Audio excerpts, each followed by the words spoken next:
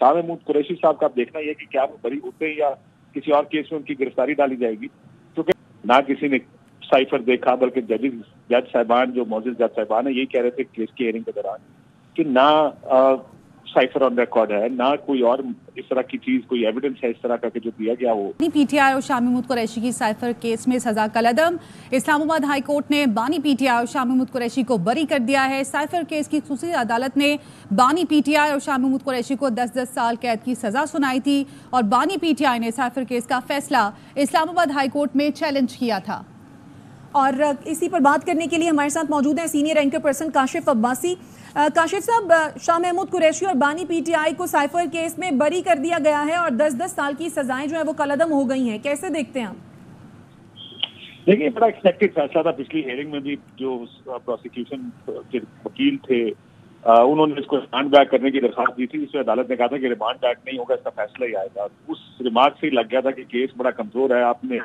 आपके वकला जो आए, अभी मैं सुन रहा था सारों को, सुप्रीम कोर्ट के फैसले में जो जमानत का केस था उसकी भी वो जिक्र करते रहे कि किस तरह उस वक्त जैसे सदर मंडला जस्टिस मंसूर अली शाह ने उस केस को जैसा उसका पोस्टमार्टम किया था।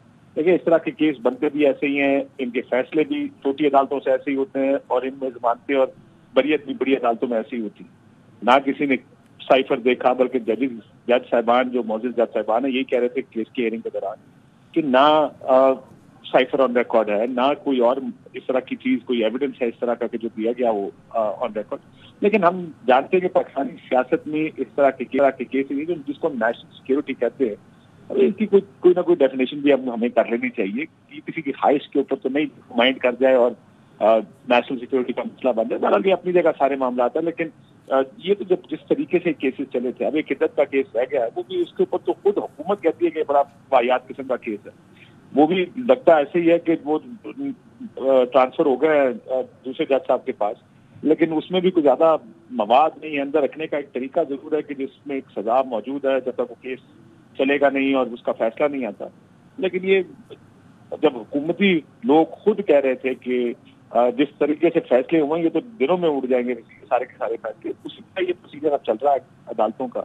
और मेरा ख्याल है बड़ा बूस्ट है, क्योंकि शाह महमूद कुरैशी साहब का अब देखना यह कि क्या वो बरी होते हैं या किसी और केस में उनकी गिरफ्तारी डाली जाएगी। क्योंकि अगर वो बरी हो गए तो वो जो लैक ऑफ लीडरशिप आपको नजर आ रही है तहरीक इंसाफ की, जो क्यादत, मरकजी क्यादत जेल में थी, यही दो थे, बाकी तो छोड़ गए, सदर साहब छोड़ गए, बाकी दूसरे लोग छोड़ गए।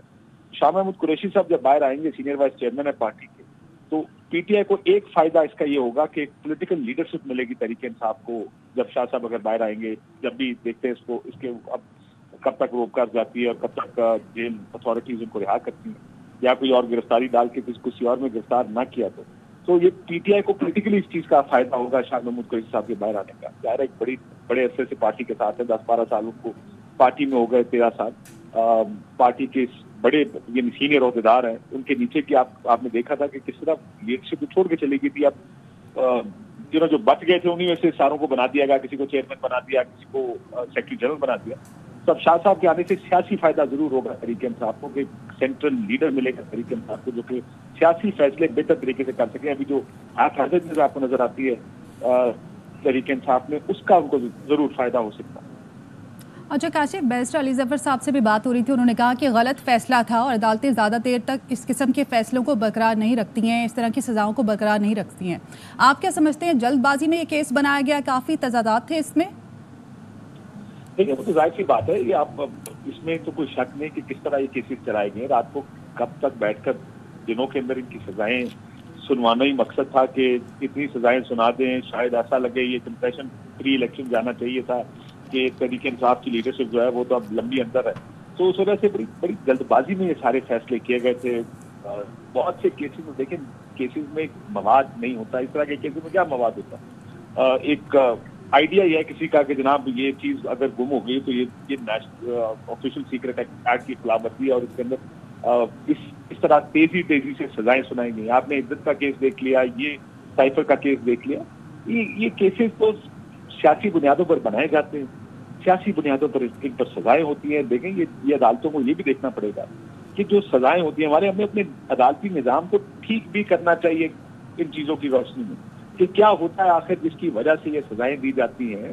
क्यों अगर गलत फैसला करें, और लेकिन ये तो नहीं कहा जा सकता कि गलत फैसला नहीं होगा, गलत फैसले भी होंगे, लेकिन सियासी फैसले सियासी नजर भी आते हैं। तो इसलिए एक सियासी केस था, एक सियासी फैसला हुआ इसका, अब एक अदालत ने इसको खत्म कर दिया है। मुझे यकीन है कि सरकार जो है वो अपील में जाएगी सुप्रीम कोर्ट, लेकिन अगर हाई कोर्ट किसी केस को खत्म कर दे, बड़ा कम इम्कान होता है कि सुप्रीम कोर्ट उसके खिलाफ जाके कोई दूसरा फैसला करे। इसमें तो मवाद बार बार मांग रहे थे कि कम से कम बताए तो सही, कुछ प्रोसिक्यूशन के पास केस ही नहीं था। सो इस वजह से ये सियासी फैसले, जैसे हम बात कर रहे हैं, सियासी फैसले ऐसे होते हैं या ऐसे होते हैं बड़ी अदालतों में। ठीक, काशिफ अब्बासी साहब आप हमारे साथ ही मौजूद रहिए।